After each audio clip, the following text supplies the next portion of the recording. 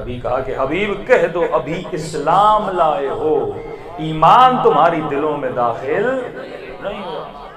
ایمان کا مطلب یقین ہے، ہم سب ابھی مسلمان ہیں، ابھی تک مومن نہیں بنے۔ مومن جو کہے اس پر 100% یقین بھی رکھے۔ اب اکثر شیعہ ایک دوسرے سے ملتے ہیں، بابا یا علی مدد یا علی مدد، لیکن تجھے یقین بھی ہے کہ علی مدد کرتے ہیں کہ نہیں؟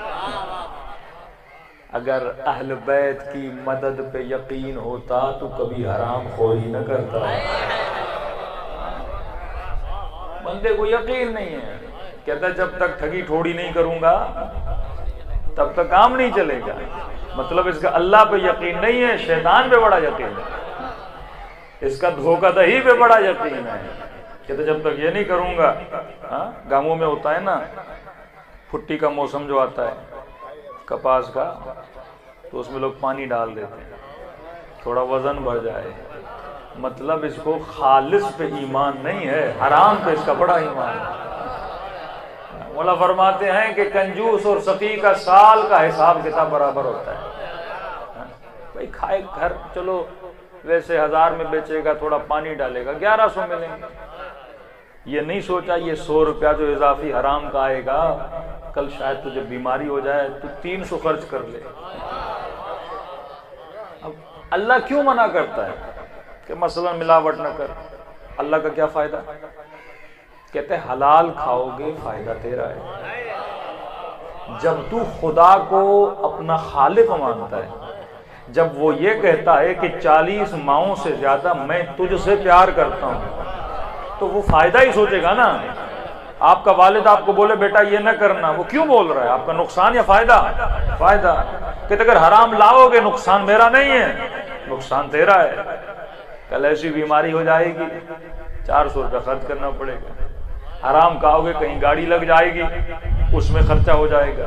خدا نہ خواستہ بیٹی بیمار ہو جائے گی، اس میں خرچہ ہو جائے گا۔ اور بدترین مصیبت یہ کہ مولا فرماتے جس شکم میں حرام کا لقمہ جاتا ہے اس دل میں پھر حسین کا عشق نہیں آ سکتا۔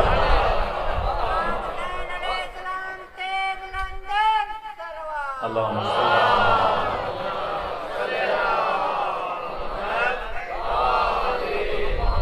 یہ تمیز ہمارے بچوں میں ہونی چاہیے کہ فرق حیوان اور انسان کیا ہے۔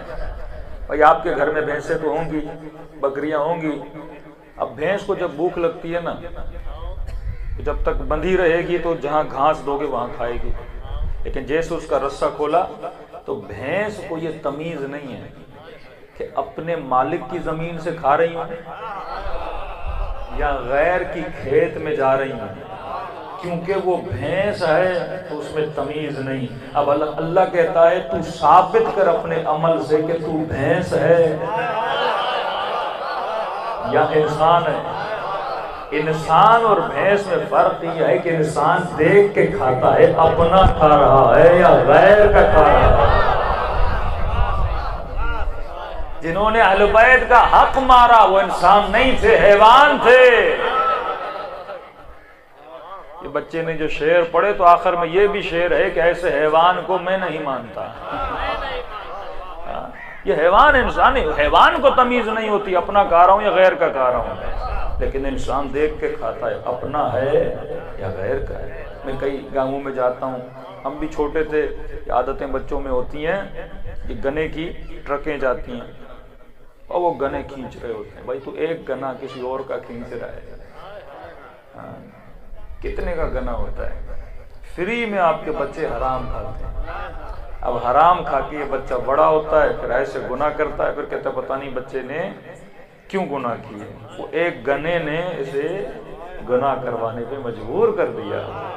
مولا کے پاس مومن آیا، مولا میں توبہ کرنا چاہتا ہوں لیکن زندگی میں نے بڑا حرام کھایا ہے۔ اب ایک گناہ ہے، اس کی توبہ تو ہو جاتی ہے، لیکن حرام کی توبہ کیسے ہو؟ میں نے حرام کھایا ہے۔ تو امام نے فرمایا کتنے سال سے کھا رہے ہو؟ کہا مولا کوئی 6-7 سال تو ہو گئے ہوں گے حرام کھا رہا ہوں۔ کہ جب کھایا تھا تیرا وزن کتنا تھا؟ جب حرام کھایا تو تیرا وزن کتنا تھا؟ اندازاً بتا۔